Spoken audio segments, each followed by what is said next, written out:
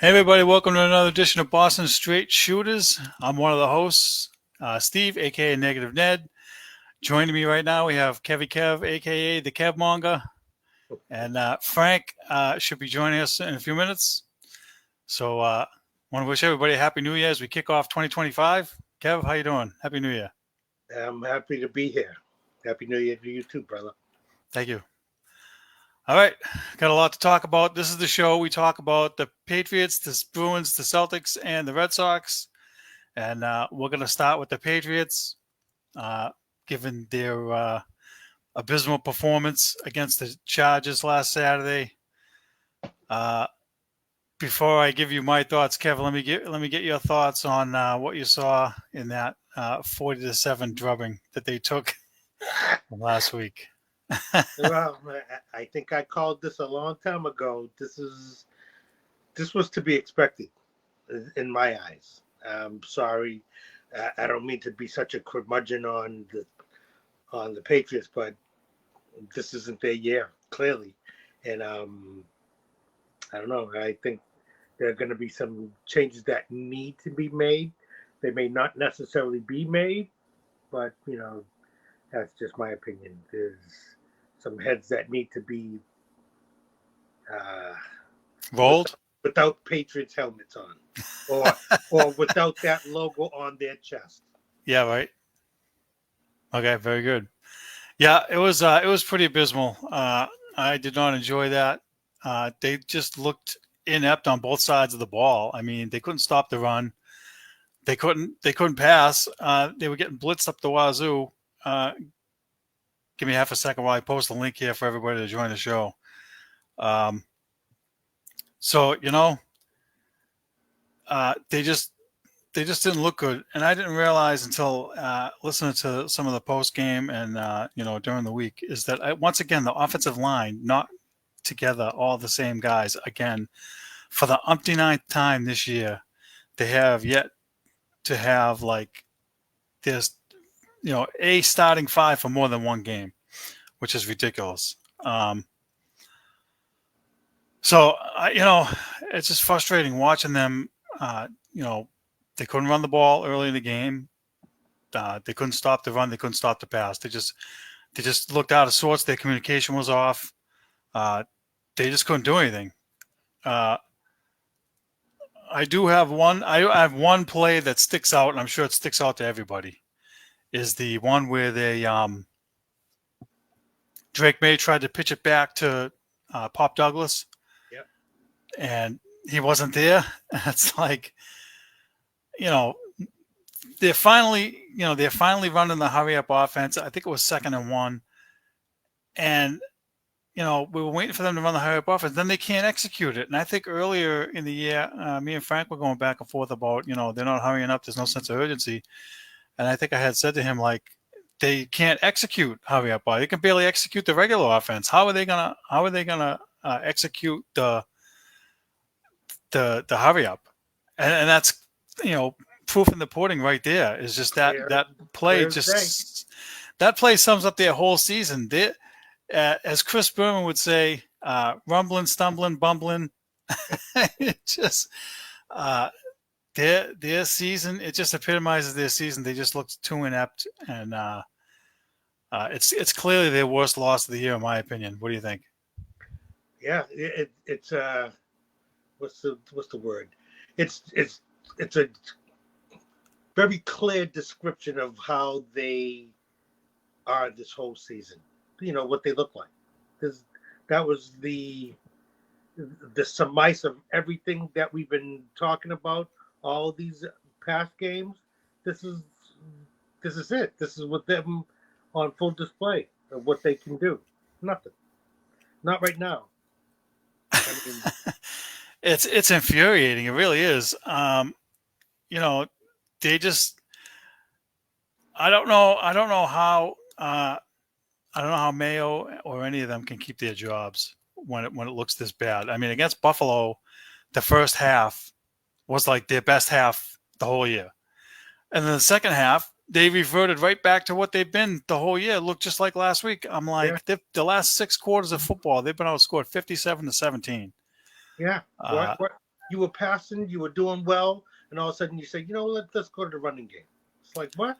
They played not to lose. They went back and reverted to the same old, kitty by the door stuff. It's like you got to be aggressive and stay aggressive. They were aggressive in the first half. They were good in the Buffalo game.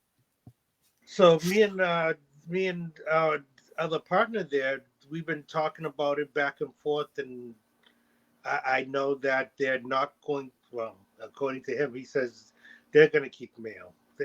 And you said that before too. I hear you, and I kind of agree with you that they're going to give him another shot to see what he does with more weapons and blah blah blah blah blah. Like I said before, I saw what I needed to see as far as a coach was concerned, what he brings to the table, and I don't think he's the guy. He's just not the guy. Even if he gets a second chance at it and he can turn it around and do some things that are in the positive, that might be great. That might be a good start, but I just don't think that he's the guy to move them on further. Well, the problem is they've played one good game in the last probably like 6 weeks. Yeah. All these games they've been getting hammered on defense. I mean, the defensive coordinator, he's the one guy I'd probably axe for sure if you bring Mayo back, but he's tight with Mayo. So how do you axe him? I mean, you weren't on last week, but I had changed my tune after watching this game. I'm in agreement with Frank and you. I think that at this point, the whole coaching staff needs to be blown out, and possibly Elliott Wolf too, all upstairs. They whiffed badly. Elliott Wolf and his stupid weaponized the offense nonsense. He didn't weaponize anything. He couldn't weaponize his way out of a wet paper bag, and so it left them in bad shape. So the idea is that in order to save his job, they were supposed to look better the last few weeks, at least 3 or 4 weeks, and one half of football in 4 weeks is not enough, in my opinion, for him to keep his job. Hang on while we bring Frank in. Here comes Frank. Hey, Frank. Hey, Happy guys. New Year. How you doing? Good. Good to see you. Good to see you. Good to see you. Okay. Good to see you too. Where are we?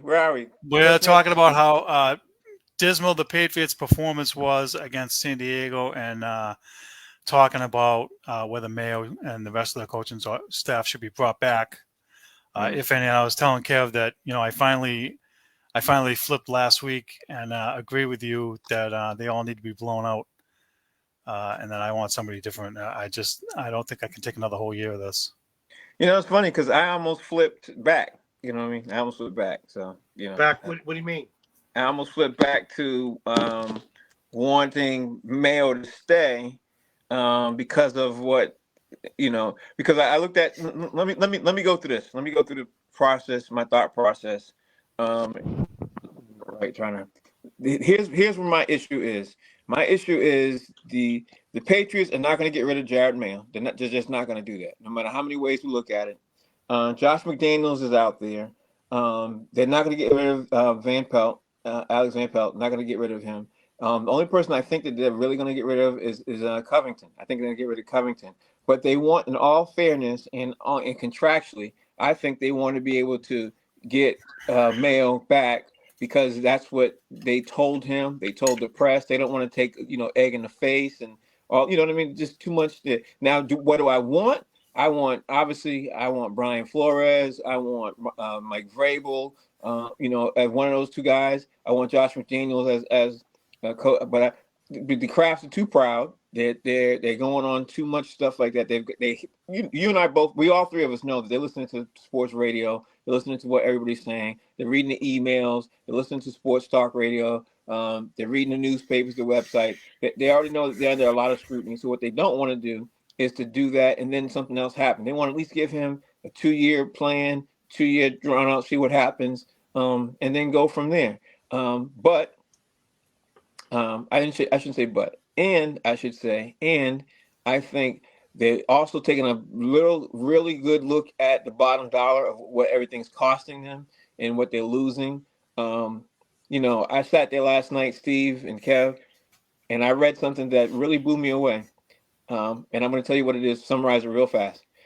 When I was laying in bed last night, I read an article, and the article said something. Just to sum it up, it said the New England Patriots were the cream of the crop in the Boston sports area for the last 22, 23 years. They were the best run organization in 22, 23, and now in 2025, they are the worst run organization amongst all four sports teams here.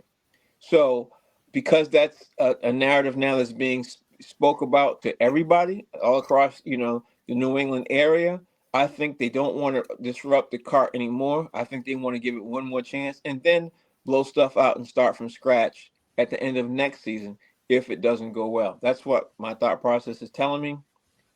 Steve, you and I have talked about this Patriots debacle several times, and I would love for them to. I just don't see it. I did see it before a week ago. I just don't see it now. I think So they're going to waste another whole year then, and then they're going to yeah, blow everybody out, yeah, and yeah, it's not going to work. yeah. I think it's not going to work, but I think that's what they're going to do. And you guys both know I've said this too. I've said what are the chances of you getting uh, a, a, a first round draft pick who actually hits and you get a draft a quarterback. Meanwhile, in the same token, you get on the market a top tier head coach. What's the chances? It's very, very slim. Now, if you look at the way the Patriots have already operated in the last couple of months, they did not hire Jim Harbaugh. Is it Harbaugh? Jim Harbaugh, yeah. Yeah, they didn't hire Jim Harbaugh. They didn't give him what he wanted. They just didn't give him what he wanted because they kept the promise to Gerard Mayo. That's what they did. They didn't even interview him. They didn't interview him. Jim Harbaugh literally won a championship in Michigan. He brought he's a certified head coach. He brought the San Francisco 49ers to the Super Bowl twice. You know what I mean? And then he turns around. First of all, he had him in contention. All the years he was there, he had him in the playoffs. In the playoffs. From his first year there, he had San Francisco 49ers in the playoffs. And for 2 years, he had them in the Super Bowl. And he has head coach experience.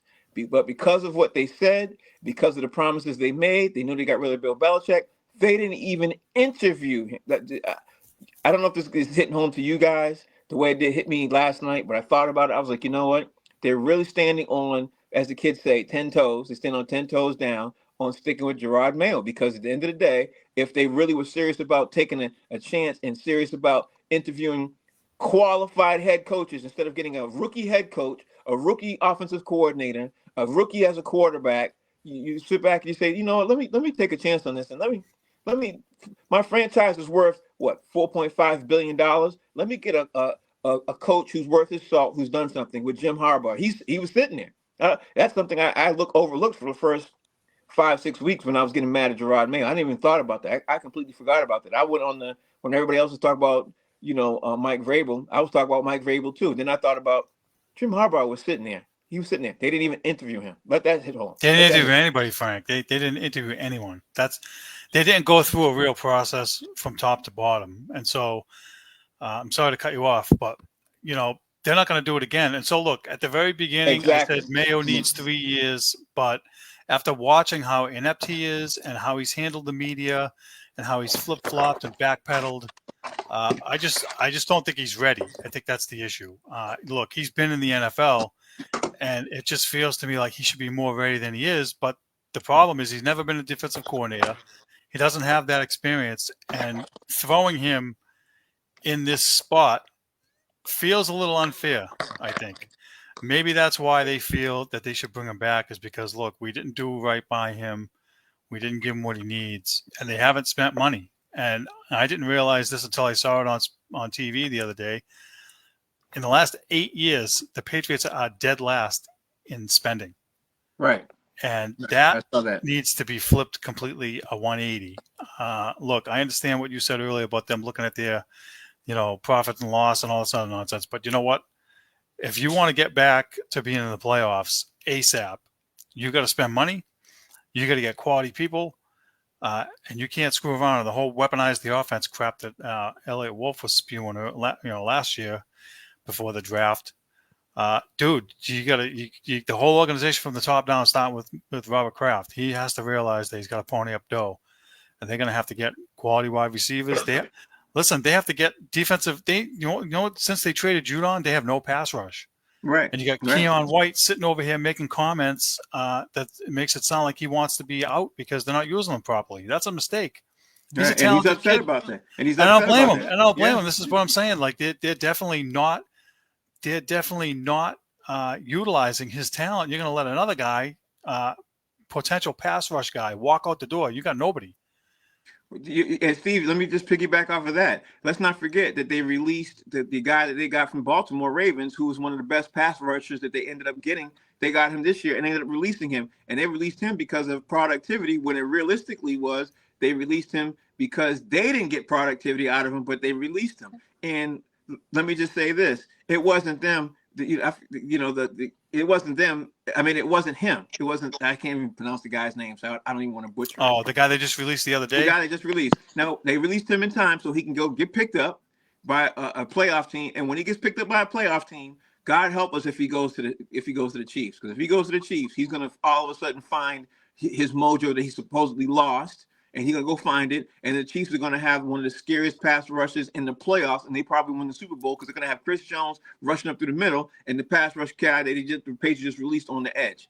And well, we said the same thing when they traded Josh Uche, and he really hasn't done squat since he went there. So Josh Uche's different. He had several injuries. They released him because of injury prone. They released him because of age. But this guy they released, not injury. It was scheme. Everything on him scheme, today right? is scheme. So that's why I'm saying with scheme, when they put him back in the scheme, when he gets into a proper scheme with a really good defensive-minded head defensive coach, this kid's gonna if he goes to Detroit, which is probably where he go, the Lions, because the Lions need help really, really badly. You know what I mean? Or if he goes to Baltimore, because Baltimore needs help really badly, or the Chiefs, because the Chiefs have a lot of injuries too. One of those three guys is going to win the Super Bowl, and he might be one of the key benefactors of this. Because why? Because he really wasn't used improperly here, and look what happened. You know what I mean? So that's another thing too, is the scheme here. They've been running the same scheme with the middle guys trying to take gaps and all this crap. You get pass rushes, you got to change and let these guys fly and change with the rest of the league. You have zero pass rush. You're getting carved up the wazoo. I mean, they need to find a way to change completely. Kev or Steve, have you seen the Patriots pass rush be this bad ever in your lifetime? Ever? Hey, all jokes aside, whether we're fans or not, have you ever seen? I've never seen the Patriots. No. I've never seen the pass rush It this bad. hasn't been. Well, that's why, and I don't. It's not that I'm calling for his head because of, it's like I said, 1 year doing it, not enough time. Give him 2 years to see how he does with more talent and better or whatever. No, I think that his coaching mind has been on display, and I think because of his coaching prowess, which wasn't amounting to much, he could get the axe, or he needs to get the axe. How do you go into the game telling Scott Zolak and the production crew from the guys calling the game that Antonio, what was his name, Gibson's going to start, and then the game starts and it's Stevenson and the guy in the booth, Ross Tucker, he's like, "Oh, we were told it was going to be Gibson, not him." Is he not communicating with the players properly, or even Alex Van Pelt? Like, there's a lot wrong. And I mean, look, you can say it's a rookie mistake and this and that, but I mean, he's been around long enough to know better. He's been an NFL player. He should know that communication is key as a former player, that you want to know what's going on. So I don't get this, and I think it's just one more reason why he should be axed. I mean, they really need to wipe the slate clean at this point. Get these right guys in here. Get players, change the scheme on defense, and stop with this gap nonsense, and get some pass rushes. So now we're not even talking about just them getting wide receivers. Now we're talking about them getting pass rushes. They got to really spend some money and rebuild this team. This is a mess. And even if they do, are they going to get 6 wins next year or 7 wins? We don't know. Let me ask you both this. What do you honestly feel about his football mind? Who? Mail. It looks like he's like deer the headlights half the game. Like, why isn't he coaching up when Belichick used to go coach up the offensive line, or he used to go coach up the defense on the sideline? He doesn't do any of that. He's just looking off to in space half the game. I'm like, dude, what are you doing? See, I'm not gonna even look at that and everything, because I think he's inept anyway.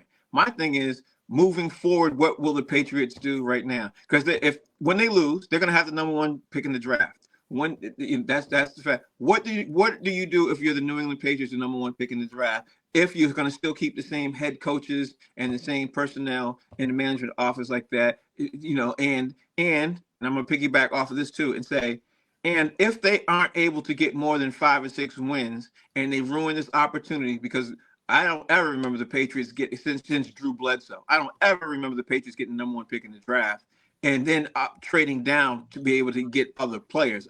Because when the Patriots had the number one pick in the draft, if you all guys remember, it was 95, 96. They got Drew Bledsoe because they needed. It was 93. 93. Okay, they needed a QB really badly. They got Drew Bledsoe, highly touted, coming out. Now all the talk is, which makes a lot of sense, they're going to trade down, and a lot of people actually suggesting they're going to trade down with the Giants and try to get 3 or 4 picks from the Giants and possibly try to get Malik Neighbors with that too. But we're going to have a lot of time to talk about that. Let me cut you off for half a second. The question is, do you tank this game to get the number one pick or not? But that's why I didn't go there. That's why I didn't even bring that up, because there's no way they're going to win anyway, even if they try their hardest. So I don't even think that's a valid question. Nothing against you, Steve. Everybody's asking that question all week long. Do you tank the thing? It's not like because if you're good, or if you're a little bit of good, you tank, you try your best not to win. The Patriots can try their best, they still won't win. You know what I mean? They still won't win. Well, we were going back and forth, Frank, and we said that the Buffalo backups would beat the Patriots regulars. So, right. We kind of half answered the question, but, I'm not a fan of tanking. I don't like it. I think it wrecks the integrity of whatever sport it is, whether it's basketball, football, or hockey, whatever. I'm not a fan of that. I mean, if I'm a player and you're paying me to play, I want to play. And if you're going to tell me that I have to half-ass it or I'm not going to perform, then don't bother putting me in, because I'm not going out there. You're paying me. I'm doing my job. I'm not going out there and half-ass it and tank just so you can get the number one pick. That's stupid. I look at it as getting from really bad to really, it's about to be worse.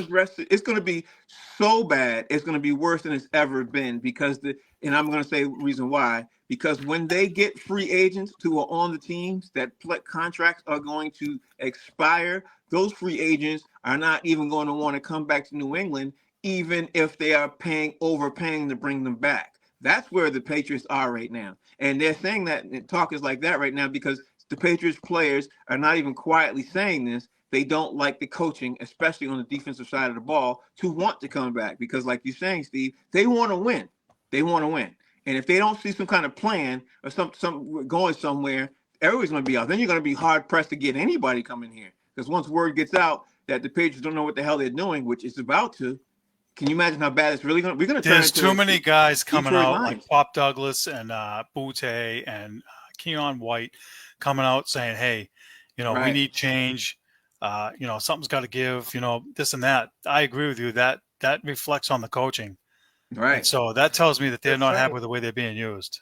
And then on top of that, besides the coaching, besides all the problems, it's the taxes for the state. See, when the Patriots were winning, the Patriots players did not mind paying the extra taxes and stuff like that, because they were winning. They were offsetting some of these things because they were getting sponsorship dollars, and it really wasn't hurting. They really weren't losing. As the trend started going down, started losing. Now you're getting Patriots players who starting to complain about paying taxes. I learned this week, which I did not know, in the NFL, every state you play in in the NFL season, because you play in that state, you have to pay taxes on that state. In that also. state, that's messed up. Except for Florida. Wild.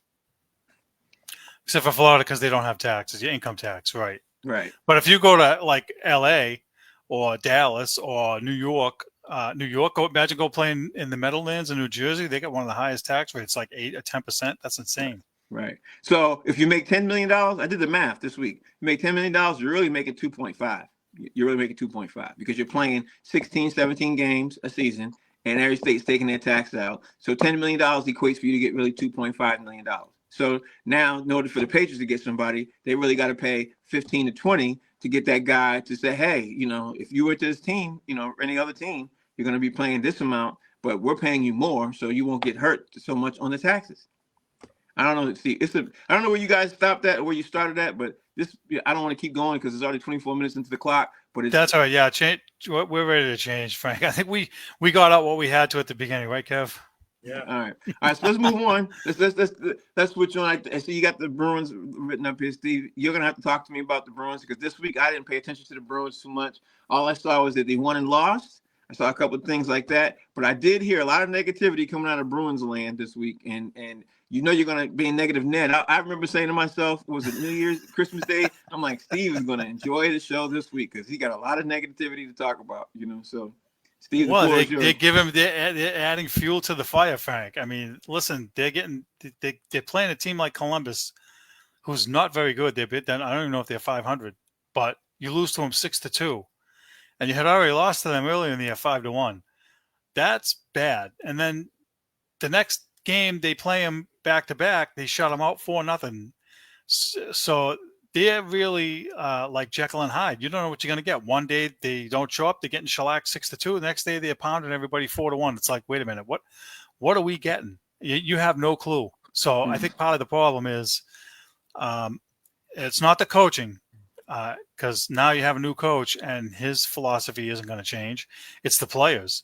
And now, again, to beat a dead horse, it's a talent issue because they're grasping at straws.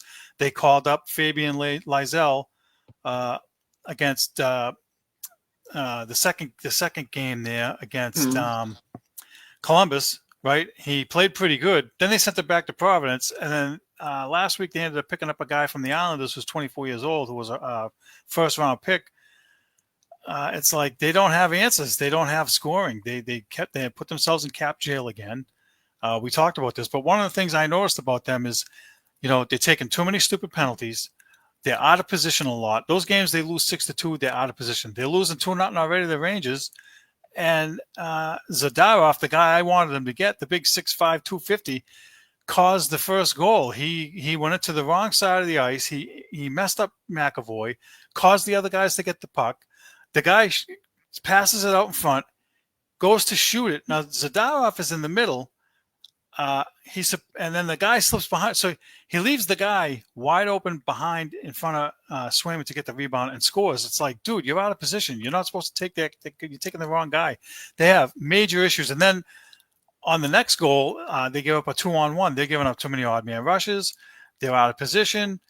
Their power play, or it's the powerless play, as I call it, 2 for their last 13%.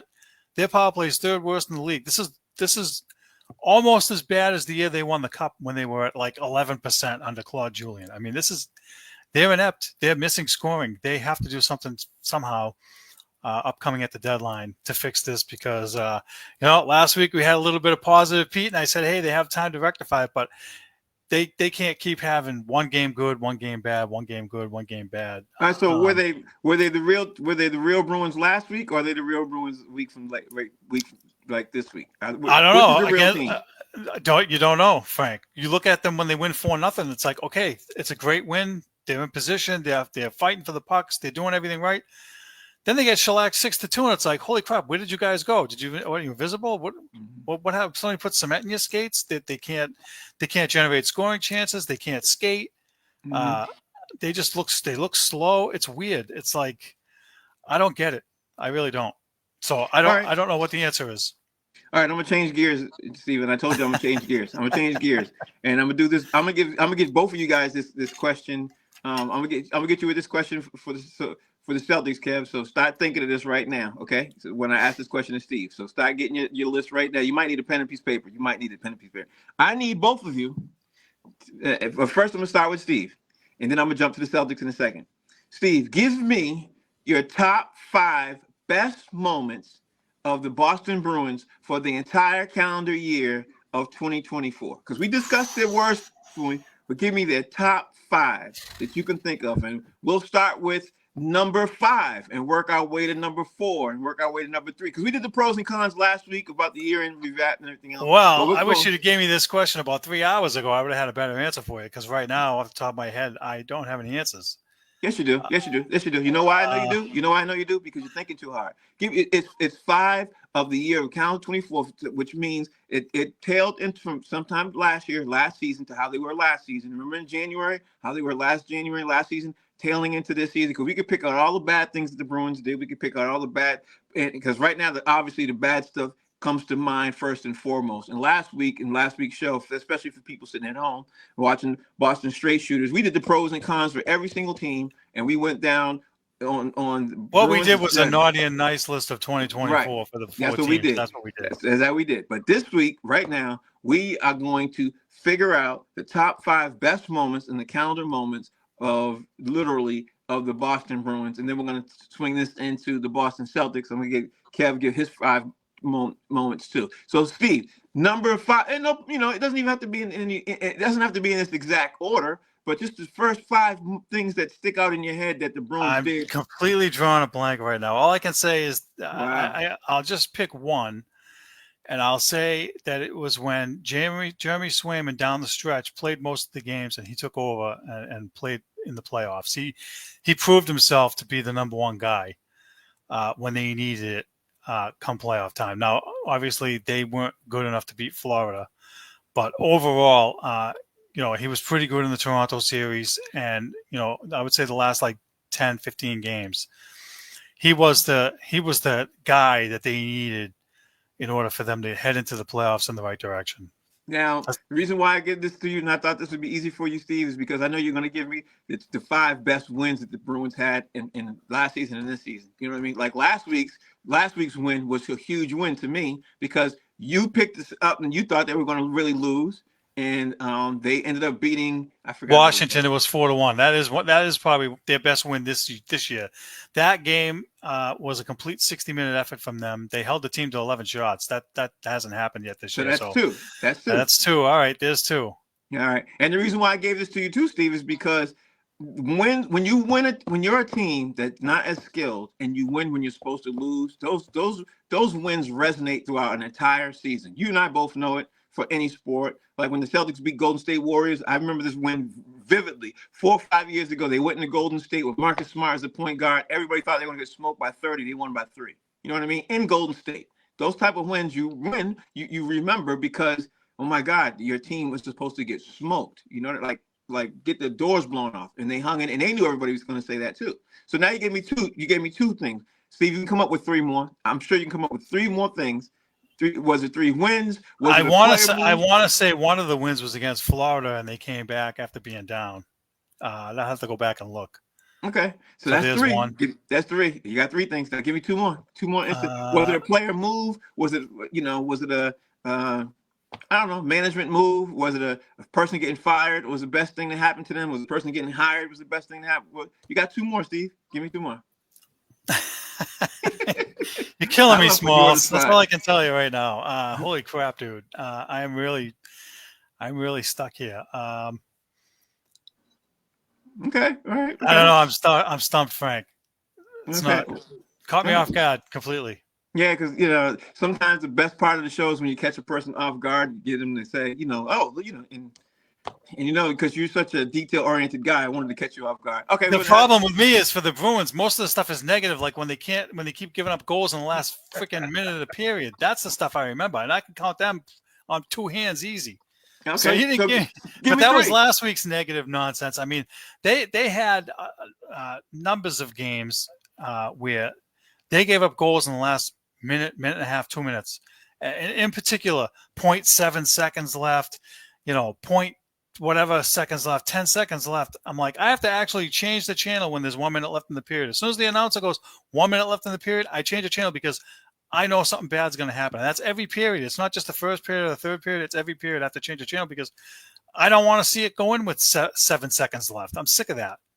Okay. Sorry, I had to turn back into negative Ned, but that's an easy one for me to remember because 2024, and it's not just 2024. It's been going on for 5 years minimum. They have not fixed this issue. Yeah, it's been this year. They've lost at least 3 games this season already in that fashion, or gave up goals in that fashion, and it drives me insane. I can't handle it. All right, so we're gonna move on. Okay. No, I'm going to circle back to that. I'm going to give you next week. Next week, give me a top 5 for 2024. I'll give you a hall pass on that one. I'll give you a hall pass. Yeah, but I'm going to leave you with. We're going to leave you with this. What was the most pivotal moment of 2024 of all the entire calendar year, and then we're going to switch to the Celtics. What was the most pivotal moment, whether good or bad, that happened that blew your mind away? So years from now, you remember and say, you know what? In 2024, the Boston Bruins did this, and it's hard to forget. Can you remember anything? Well, they beat Toronto in Game 7 in the playoffs. It was huge. I mean, the goal that Pasternak scored. All right, so here's a fifth one then, if you want it. I mean, that goal he scored was like a dump in, and it hit the corner, and he raced in and came in and deked the goalie. That was a wonderful goal. I mean, that was huge, and it was the game-winning goal. And in Game 7, that's there's nothing better than a Game 7. Right. Nothing. And so when you win a game like that, that would be the highlight for me of 2024 so far. Well, to me, Game 7s, there's nothing like it when your team wins. It's nothing like it when your team loses, because you always remember that too. Like the Red Sox losing Game 7 in Yankee Stadium with Tim Wakefield walking off the field in 2003. I'll never forget that. I'll never forget how I felt either. I'm still haunted by 1979 Bruins against the Canadians. Too many men on the ice. Listen, that still haunts me to this day. Yeah. Yeah, that's one of the bad things. Kevin, I'm gonna switch to you because we're gonna start talking about the Celtics. The Celtics right now are playing uninspired basketball. For you sitting at home, they're 2-2 in the last 7 days. Tonight they're playing Memphis. Let me see what the score is right now. I know Jaylen Brown isn't playing tonight. I know Kristaps Porzingis isn't playing tonight. But the Celtics have this knack of being able to hit 53s out of the clear blue sky. And let's see, where the NBA, the Celtics are winning 62-51. It's halftime right now, so we know they're doing that. That's good because it's half, and it's still it's still playing by the skin of their teeth, because when they start hitting threes, they start hitting them. So Kev, in 2024, the Celtics did a pretty good job. I think that's fair to say, right? They won the World Championship, so I think it should be pretty easy for you to be able to give me 5 things, if you can come off the top of your head. 5 things that the Celtics did that are going to be memorable for the year of 2024. Because I know I got 5. 5 game instances, or just something that they did? Any instance.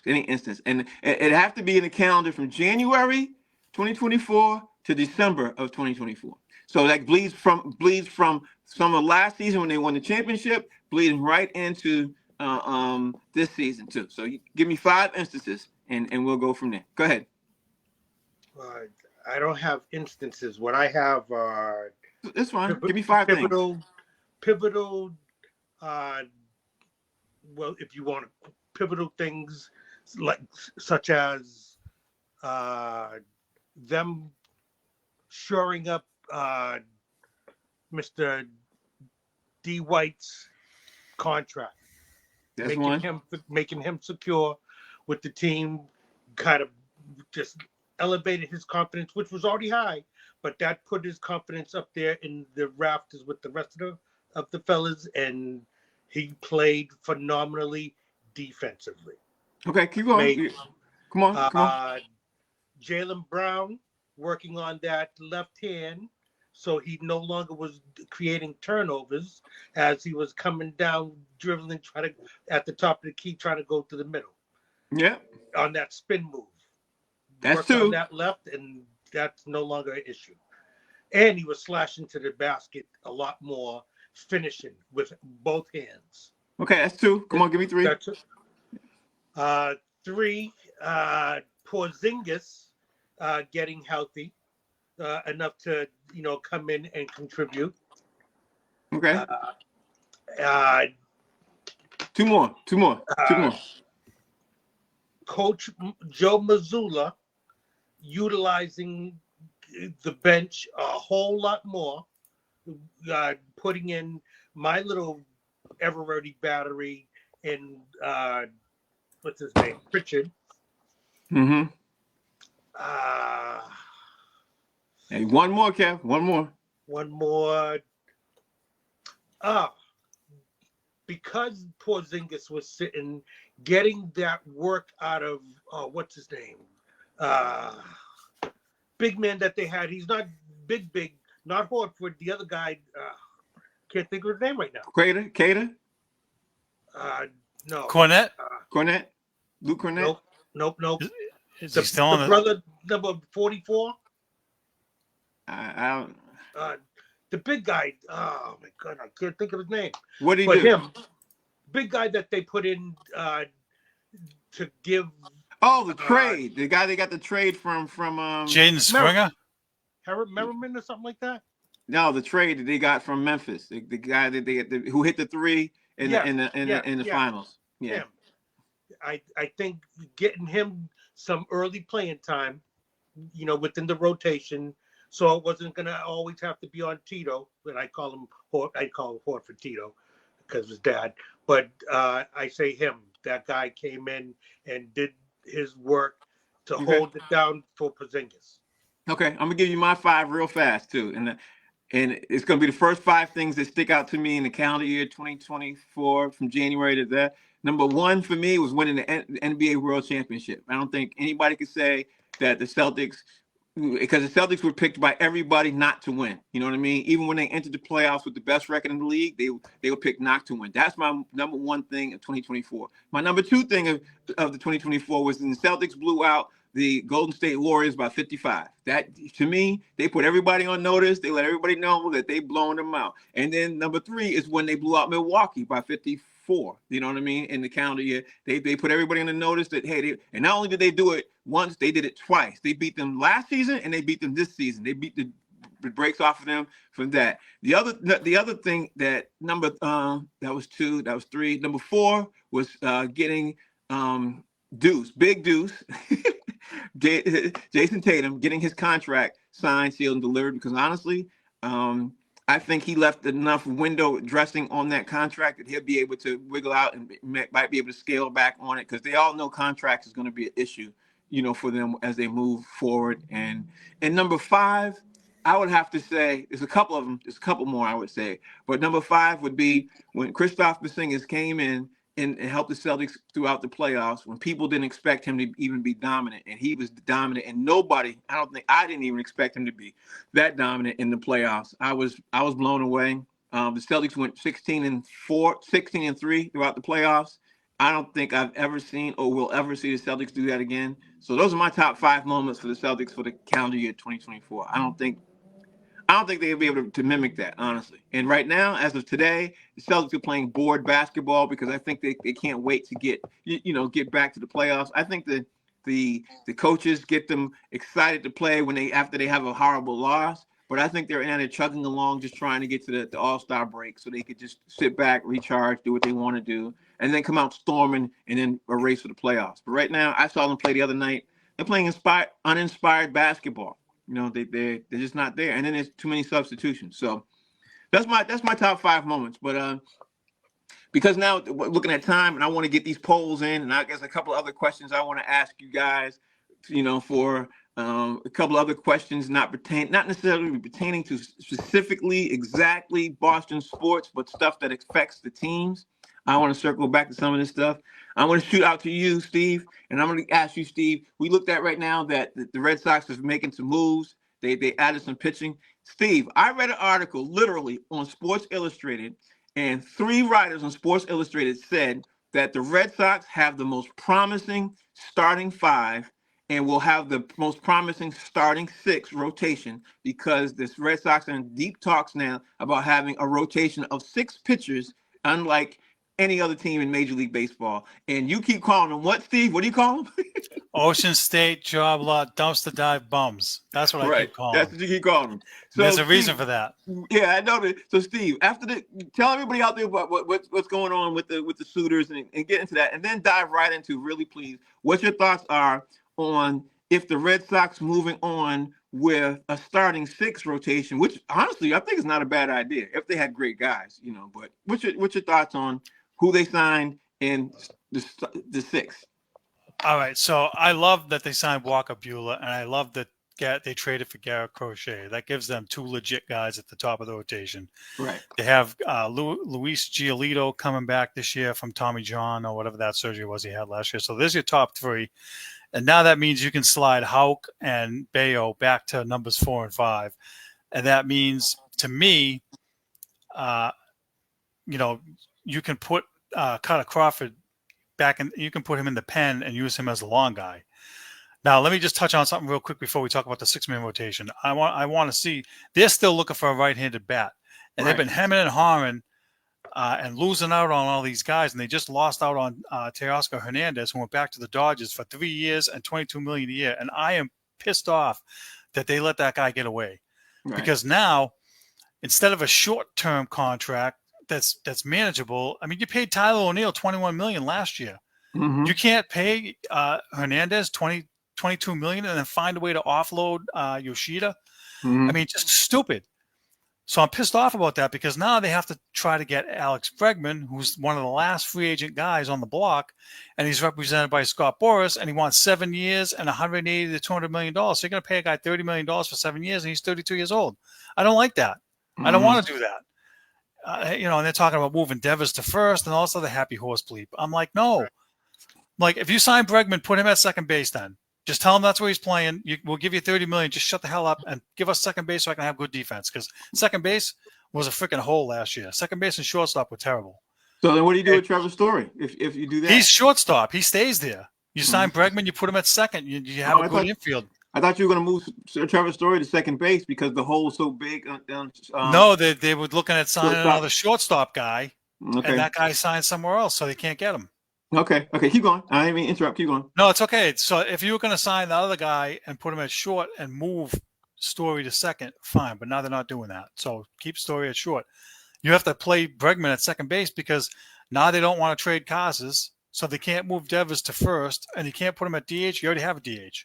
Mm-hmm. So if Bregman's intent on, and at this point, I don't want Bregman. And the only other guy left is Pete Alonso, and he's a first baseman. Wait a minute, you don't want Alex Bregman? You don't want him? I don't want to pay him $30 million a year for 7 years. He's going to be 39 years old. He'll be washed up. Not at that money. Yeah, that's stupid. But you know what?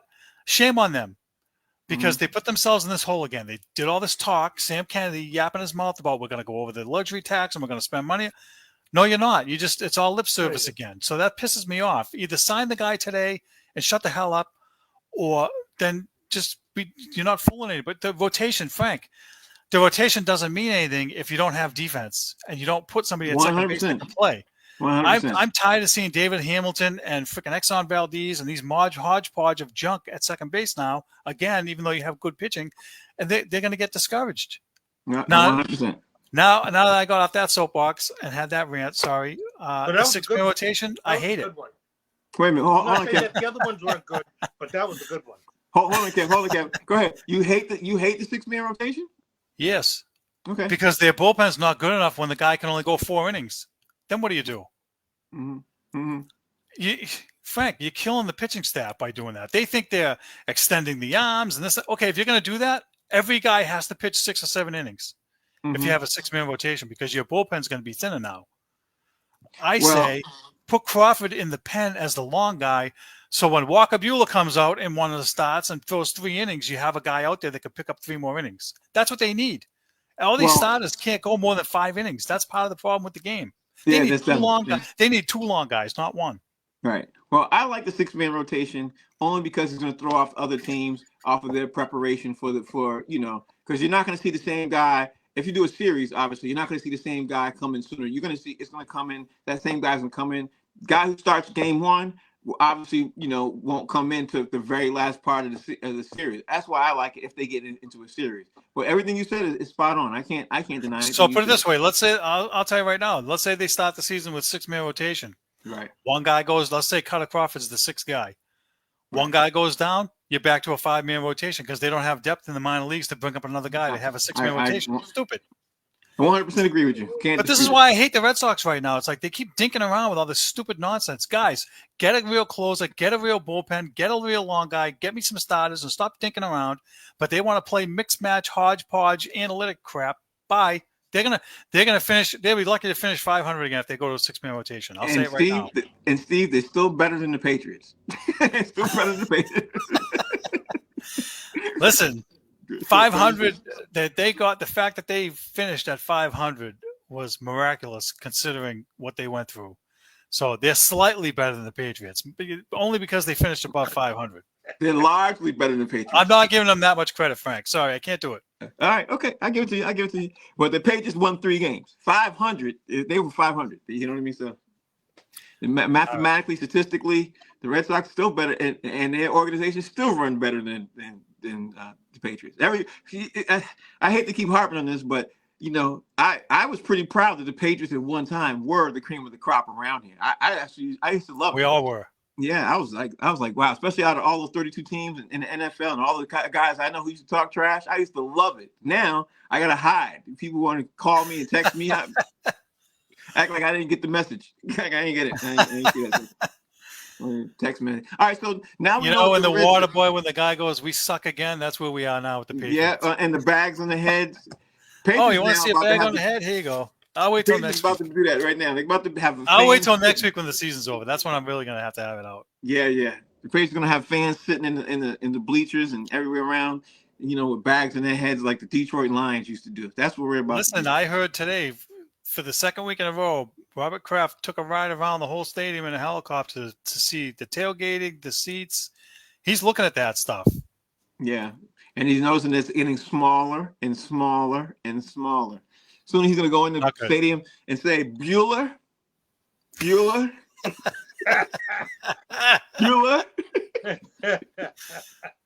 what you're going to have? You're going to have just Spicoli out in the bleachers out there with a pizza.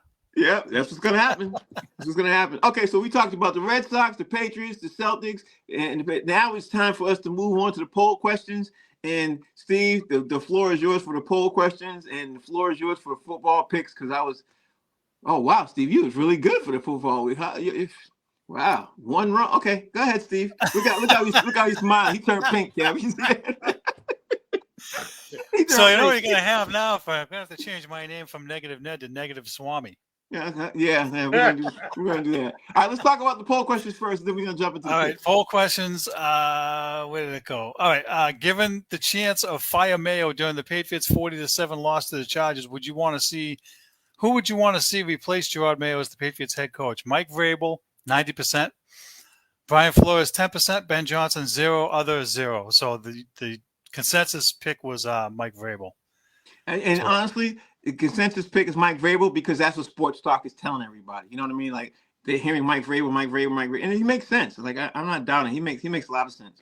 I might be looking at. I keep telling you guys this. I'd be looking harder at Brian Flores because his turnaround was faster in Miami than Mike Vrabel's was in Tennessee. That's the only reason why I'm higher up on Brian Flores. Plus, I think Brian Flores overall is a better coach. You know what I mean?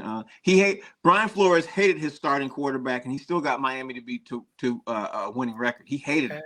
And his starting quarterback was better than what Mike Vrabel had in Ryan Tannehill. Yeah, that's very true. That's very true. So that's part of the reason the turnaround was quicker. Yeah, and Vrabel did get Tannehill to get them to the playoffs a couple of times. You know what I mean? They did shock the world a couple of times. So I understand that. Okay, so keep moving on, Steve. Do we have any more? Next poll question. Should the Patriots tank versus the Bills to stay in the number 1 overall spot in the 2025 draft? That question is actually split 50-50. Yeah, you should have had the third option saying, even if the Patriots play their best, you still think they're going to lose. That makes the question too long, Frank. That's stating the obvious. I can't put that in there. We'll have no answers. Yeah, that's true. The answers will be all zeros. Kev, tell me what your thoughts are on that. Give me your thoughts on if the Patriots should tank and then Steve, tell me your thoughts. Kev, you go first. Give me your thoughts on should the Patriots tank. Let the Patriots play their hearts out. It ain't gonna matter. Yeah. It won't matter. It won't matter. No. Yeah. If the Bills' third stringers are still better than the Patriots' first stringers. The guys who are subbing in for the subs are better than the Patriots with it. That's what and we're laughing about it because we all know it's true. So that's the sad part.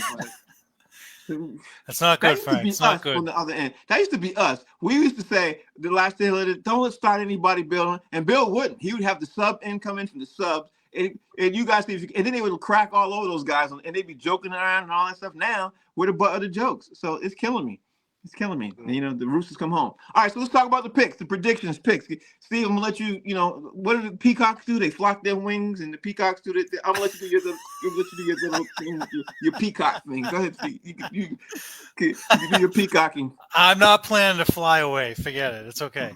All right. So listen, I had 13 right and 1 wrong, and I didn't realize. I think the there were 2 games on Friday we missed. We all missed them. So the Bengals and Broncos and the Cardinals and Rams. But 13 right and 1 wrong, Frank. I'm gonna after this week. I'm gonna have the totals for this week's coming up, and I'll do the end of season totals for the whole year. Who'd you get wrong? Was it the Giants beat the Colts? Oh, I had the Colts. Yeah, I think I know I had the Colts too. Let me see what my record was. I had 4 wrong. Wow. But you had 7 right because you didn't. 7 right and 4 wrong. You guys also missed the Christmas Day games. Yeah, honestly, I forgot about the Christmas Day games. I completely forgot all about it. Hey, listen, Kev, 1 wrong too. He had 10 right and 1 wrong. Whoa! And his wrong was the same one. It was the Colts and the Giants. And he's even more miraculous than you because he's not even watching regular TV. Kev's watching stuff on delay. Kev watching stuff when he sees, you know what I mean? He's the real Swami. He's the real Swami. He watches football games less than all of us, and he gets the most right. So he's the real Swami. I'll give you that, Kev. All right, so now we're getting ready to move into the part that I was waiting to save in for obviously the new part of the new year. So we get ready to talk about the Patriots are wrapping up this. We need to figure out right now, before the playoffs start, who do we think is coming out of the AFC, because we got a little bit of time, and who do we think is coming out of the NFC to face in the Super Bowl? And I'll make it easy, guys, for you guys first. If you want, I can go first, and I'll say who I think is going to make it to the Super Bowl and who's going to win. Now, I'm going to go first. I think it's going to be Buffalo Bills. I'm going to face the Detroit Lions. I was leaning along the lines of the Philadelphia Eagles, but I think Detroit is playing phenomenal football, even with the injuries. So I'm going with the Buffalo Bills and Detroit Lions right now for my Super Bowl. And I think this is going to be Buffalo's year, finally, after said and done. And I don't see anybody beating, because Buffalo, they play, they get up for games, and sometimes they get down for games. But Buffalo is phenomenal. Like, Josh Allen's phenomenal. Nothing that you guys don't know. But that's my Super Bowl picks before the playoffs start. Kev, you want to go next, or Steve? Yeah, let Kev go next. Kev. Wow. Okay. Well, I hate to have to say them too. We talked about this, Frank. Mm-hmm. I don't want to have to pick Buffalo. I really don't.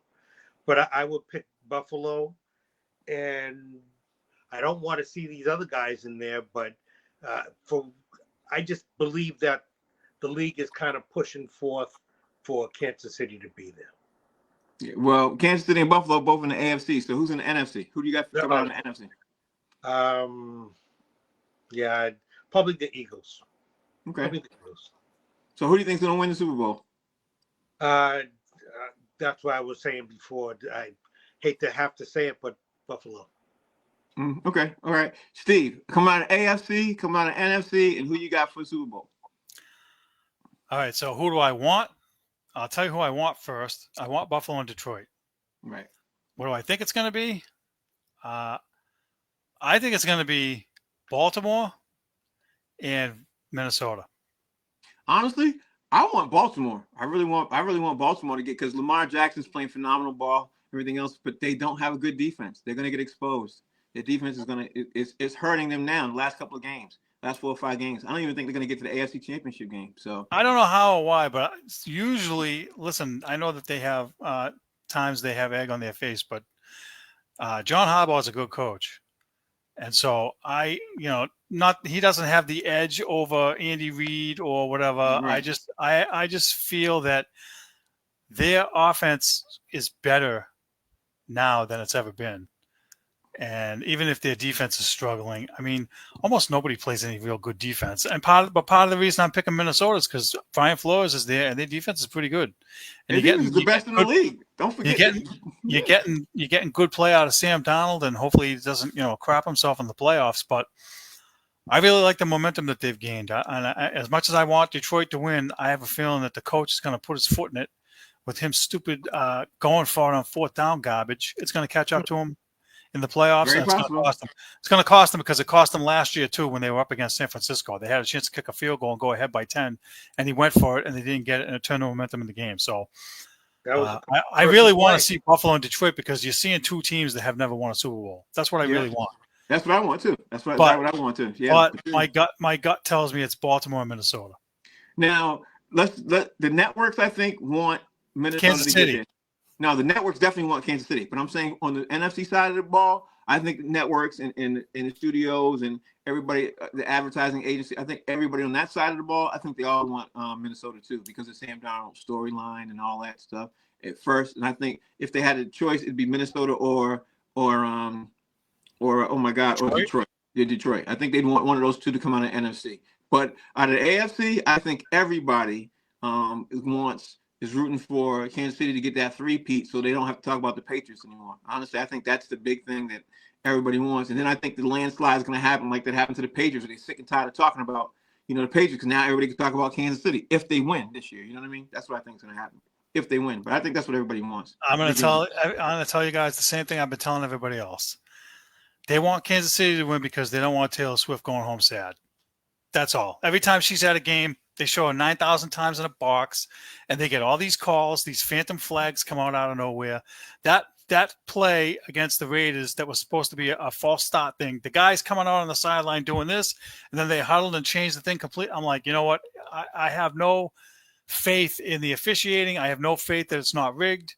It's not just them. Let me just hold on for 1 second. It's not just them. I watch football every week. Right, I watch multiple games where there's a phantom flag, there's a phantom pass interference, there's this, there's that, and it's every single game. So I'm not just picking on the Chiefs and Taylor Swift, but the Chiefs have benefited the most out of any team in the NFL. And that's what I was going to say. Crooked calls. And that's what I was going to say. That's why I want them to lose. I don't want them to win because I don't want the refs helping them again. And everything you just said was what I was going to say too. Except I'm going to add one more thing. When Taylor Swift is in the building, and the Swifties are tuning in, the NFL has peaked every single time that she's in the building for viewership and ratings. That's why they want. I know that. These are facts. I'm not making this up. You preach it to the choir. That's one of the things that I hate. Like I said, what did I just say? Yeah. Can't have Taylor going home sad. Yeah, and whether she goes home sad or not, I don't think that's the issue. I think that the fact that she's there is what they want. I don't think they care if she's because they want obviously paying the camera to her when she's happy or sad because they're showing the Swiftie. But yeah, you're right. If she gets sad, the Swiftie's gonna be upset. But the fact that she's at the game and every time they go on and everything else, she's screaming, hey, and they're winning, and CBS or Fox or anybody who's broadcasting the game is looking at the same level. Well, look at our ratings every time we show her. So if you guys notice, they're showing this. Let me get my finger. It's going like this, and it's going like this. They're showing her more and more and more in longer periods of time, and yes, it's ridiculous. But anyway, we gotta get ready to wrap up the show. We're already 2 minutes and 18 seconds over what I wanted to be. Thank you guys for Happy New Year, you guys. Thank you guys for holding down the fort until I got here. I appreciate that. Anything you want to add that you're looking for? I'm gonna leave you guys with this question. Anything that you're looking forward to for this year, this upcoming 2025? Any sport, any team? What are you looking forward to? Who wants to go first? Kev, Steve, before we close out. Do I have to do just one? You can do as many as you want. I'm looking forward to the Celtics repeating. I think that they're going to turn it up at the end of the season. Joe's going to have them playing real ball again. So I look for them to repeat. I look for the Patriots to fire Gerard Mayo and company, the rest of that freaking bug staff. And I wish that the Red Sox could spend some money and get somebody, but everybody's gone now. So we're going to have another season with them looking like crap. Okay. All right. I give that's his final word. Steve, give me a final word on what you're looking forward to in 2025 and what you hope to see. Well, I agree with Kev. I'm definitely looking forward to see the Celtics repeat because they're the best team in town right now. It's almost like the old Celtics from the 80s. They're crushing people. And so I want to see them repeat. If they don't, it's going to be a disappointment. And the other thing I'm looking forward to is I'm looking forward to see what the Patriots do if they get the number one pick or not, whatever. I want to see what they do in the draft because that's going to be huge for them to see what they can do. And I'm going to stop there because the other two teams, the Bruins are going to continue to disappoint me until they can figure out how to build a team that can win a cup. And the Red Sox, I already told you before, they should just change the name of the park to Ocean State Job Lot Park and call it a day. I love this. That said, Happy New Year, everybody. Right? I'm gonna give you what I look forward to and what I hope to see with the Red Sox. Honestly, I think the 6-man rotation. I think the Red Sox are on to something. I think they're gonna start to turn the ship around. I don't know how. I just statistically speaking, just the way our luck has been, running out bad. I think they're due to turn it around. So the Red Sox, I'm pretty happy about with the direction they're going. I hate to say this, but I think the Patriots are going to even be worse. I just you have too many people who don't know what they're doing. I think they're going to be worse. I think until somebody comes in and cleans out house. And for 2025, that's what I expect to see. The Celtics, I expect them, and I look forward to them repeating. I'm pretty happy to see if they could do that. And the Bruins are going to shock the world, and they're going to get a lot worse in the calendar 2025 because everything is happening that can go wrong. I'm rubbing off, baby. I'm rubbing off on Frank already. Yeah, Here we go. You are. Yeah, because they now have Ocean State players too, but nobody called them that yet. I'm getting there, Frank. Don't worry. You know something we need more of in 2025? We need more negative Ned. What's gnawing at negative Ned rants. Yeah, that's up to Frank, Negative Ned to make them. So Negative Ned needs to make them. I have an edict from you to rip somebody. At the very beginning of this, he said, "I want you to rip somebody every week. I don't care who it is." So I need to figure out how to get back to that. So we're going to do that. Right, but the sad part is, in the Boston area, that's really easy to do. So I have no reason to slack. Yeah, that's real easy to just don't. I just don't want you to get into the point where you're ripping people just to rip them when they don't deserve it, like the sports talk radio guys do. You know what I mean? Well, when somebody deserves it, I'm gonna say, "There you go, Steve. There you go. Take it." Well, let me ask you this: of all the ones I've done so far, have any of them not deserved it? No, they've all deserved it. They all deserve it. But the sports talk guys, they were ripping Tom Brady when he was winning. You know what I mean? They were just like, we don't need to do that. When they're doing good. When they're doing good, let's just say they're doing good. You know what I mean? And if they're doing bad, then let them have it. You know what I mean? Like, and at the end of this season, I'm going to give you a special 7-minute segment all for Gerard Mayo, just for you. I'm gonna be timing you to be like, Steve, you went too short. Even when the 7 minutes come, Steve, I need three more minutes. Negative Ned speechless. Oh boy. Yeah. I'm gonna tell you right. I need 3 more minutes, Steve. I need 3 more minutes. You got to give me 3 more minutes because I'm gonna be so pissed. This is how pissed I'm. I'm gonna be so pissed and be like, you know what? Yeah, give me more. And you know what? I'm gonna be so pissed. I'm gonna call Kev and say, Kev, he's Negative Ned, and you're gonna be Mad Max. So you guys both hammer it out. And I'm loaded. Yeah, I know. You know what I'm gonna do, Kev? I'm gonna say, Kev, that subject. I'm gonna say, Kev, get on them like it was LeBron, and I'm gonna sit back. Frank when Frank is watching the Patriots now, he has the angry emojis on speed dial. My whole phone blows up. This Frank again. A couple of angry emojis. As long as you know, because I just take my finger, I just sit on it. All he has to do is send me one of those. I'm like, oh, he's pissed off. Here we go. Tell me you weren't at the last week where you watched it. Tell me you weren't. Oh my God, Frank! I when you said you were going to stop watching, I was like, all right, well, I can't stop watching. Somebody's got to talk about him. So I did. I literally went just like this. Click. No, I stopped. I did. I stayed and watched the rest of the misery. Oh my goodness, it was so. I was pissed. I looked at the recap for the second half because I was so mad at the way. I don't even go back into it. It's 2025. I'm trying not to get my blood pressure high. So you guys, thank you for doing the 2024 right. I appreciate you guys. Thank you for watching. If you're sitting at home and you're watching Boston Straight Shooters, that's my man Kev. That's my man Steve. We are doing Boston Straight Shooters where we talk about the Boston Celtics, Boston Bruins, Boston Red Sox, the New England Patriots. We give our rant. And by this time next week, we should have the website up. The next thing after that, we should have the app going. We're going to have a couple other surprises for you guys. Side note, we're going to be getting box seats back going next week too. So Steve is going to be helping to produce. Kev's going to be helping to produce. We're going to have guests and everything else like that. We're going to be talking to comics. We're going to be talking about a whole bunch of sports all together. And of course, the comics are going to come in, and these guys are going to be producing the back end. So the show's going to be funny. It's going to be great. and we're going to talk about everything. We're going to talk about who's the greatest this, who's going to be that, whatever, who's the bum, who's not. We're going to go off on that and have the comics roasting. We're going to love that. Absolutely love it. Kev, take us home. Steve, take us home. Thank you guys for watching. That's my final word. Kev, is he there? Kev, I think we lost Kev. All right. All right. Well, Steve. hey, everybody, again, thank you for your support. Thanks for voting in the polls. Thanks for the commentary. Don't forget we're on YouTube too. And don't forget to like, share, and subscribe.